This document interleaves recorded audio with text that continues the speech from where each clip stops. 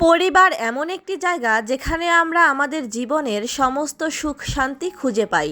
পরিবারে থেকে এবং পরিবারের সদস্যদের সঙ্গে সময় কাটিয়ে আমরা যে শান্তিটা পাই, পৃথিবীর অন্য কোথাও গিয়ে সেই শান্তিটা আমরা কখনো খুঁজে পাই না। পরিবারের মানুষগুলোর জন্য কিছু করতে পারার মধ্যেও না মনের মধ্যে আলাদা একটা প্রশান্তি কাজ করে।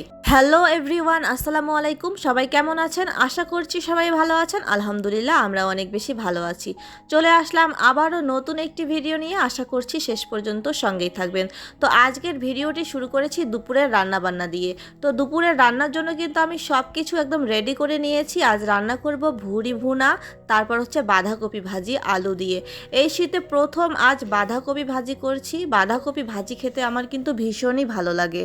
আসলে শীতকাল আসার পর থেকে দিন এতটাই ছোট হয়ে গেছে যে কত তাড়াতাড়ি কাজগুলো করে ফেলা যায়, সারাদিন সেই চিন্তাই করতে হয়। কারণ কাজ শেষ হওয়ার আগেই মনে হয় যে দিন শেষ হয়ে যায়। যাই হোক, যত তাড়াতাড়ি ঝটপট রান্না করে ফেলা যায় সেই চেষ্টাই করছি। তো আমি বাঁধাকপি ভাজির জন্য সব কিছু একদম একবারে ফ্রাই প্যানে নিয়ে হাত দিয়ে মাখিয়ে রান্না করছি। আসলে যত তাড়াতাড়ি রান্না করা যায় আমি সেই চেষ্টাটাই একটু করছিলাম। তো বাঁধাকপিগুলোকে খুব ভালোভাবে হাত দিয়ে মাখিয়ে তারপর সামান্য একটু পানি দিয়ে ভাজিটা বসিয়ে দিয়েছি। আর অন্য চুলায় এদিকে মেয়ের জন্য খিচুড়িও রান্না করে নিচ্ছি। আমার মেয়ে যেহেতু প্রতিদিন খিচুড়ি খায়, তাই আমাকে প্রতিদিন ওর জন্য খিচুড়ি রান্না করতেই হয়, কারণ সে খিচুড়িটা খেতে একটু বেশিই পছন্দ করে। আর খিচুড়ি যেহেতু বাচ্চাদের জন্য খুবই পুষ্টিকর একটি খাবার, তাই আমি প্রতিদিন আমার মেয়েকে খিচুড়ি খাওয়ানোর চেষ্টা করি। আর এইদিকে দেখেন বাঁধাকপি ভাজিটা কিন্তু প্রায় হয়ে এসেছে। তো ভাজিটা যেহেতু হয়ে এসেছে, এদিকে আমি ভুড়ি রান্নার জন্য ভুড়িগুলো রেডি করে নিচ্ছি। ভাজিটা নামিয়ে তারপরে ওই চুলায় ভুড়ি বসিয়ে দেব। তো আমি আজকের গরুর ভুড়িটাও হাত দিয়ে মাখিয়েই রান্না করব, তাই গরুর ভুড়ির সঙ্গে সমস্ত মশলাগুলো অ্যাড করে নিচ্ছি।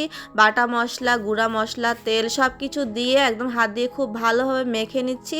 আজকের রান্নাটা আমি খুবই ঝটপট করার চেষ্টা করছি, কারণ খুবই দেরি হয়ে গেছে। যাই হোক, হাতে লেগে থাকা মশলাগুলো ধুয়ে একটু সামান্য পানি দিয়ে দিলাম। এখনই আমি বেশি পানি দেব না, কারণ এই পানিটুকু দিয়েই কিন্তু আমি ভুড়িগুলোকে আগে খুব ভালোভাবে ভুনা করে নেব। কারণ যে কোনো তরকারি যদি ভুনা ভালো করে না করা হয়, তাহলে কিন্তু আমার মনে হয় তরকারির ততটাও ভালো টেস্ট হয় না।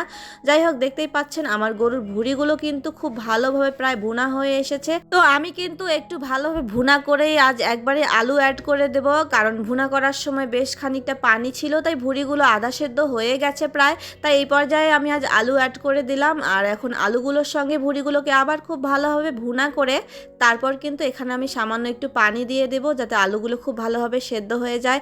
আর গরুর ভুড়ি খেতে কিন্তু আমরা ভীষণই পছন্দ করি, তাই প্রায় আমি রান্না করে থাকি। আসলে আমার মনে হয় প্রায় বেশিরভাগ মানুষই গরুর ভুড়ি বা বট খেতে অনেক বেশি পছন্দ করেন।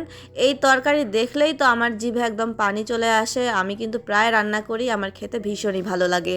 তো দেখতেই পাচ্ছেন, আপনাদের সঙ্গে গল্প করতে করতে কিন্তু আমার রান্নাটা প্রায় শেষ হয়ে গেছে। আমি কিন্তু এরকম ঝোল রেখেই নামাবো, এরকম শুকনা শুকনা খেতেই বেশি ভালো লাগে। তো আজকের ভিডিওটি এই পর্যন্তই। ভিডিওটি যদি ভালো লেগে থাকে তাহলে অবশ্যই লাইক কমেন্ট শেয়ার করে পাশে থাকবেন। দেখা হবে পরবর্তীতে অন্য কোনো নতুন ভিডিওতে। আল্লাহ হাফেজ।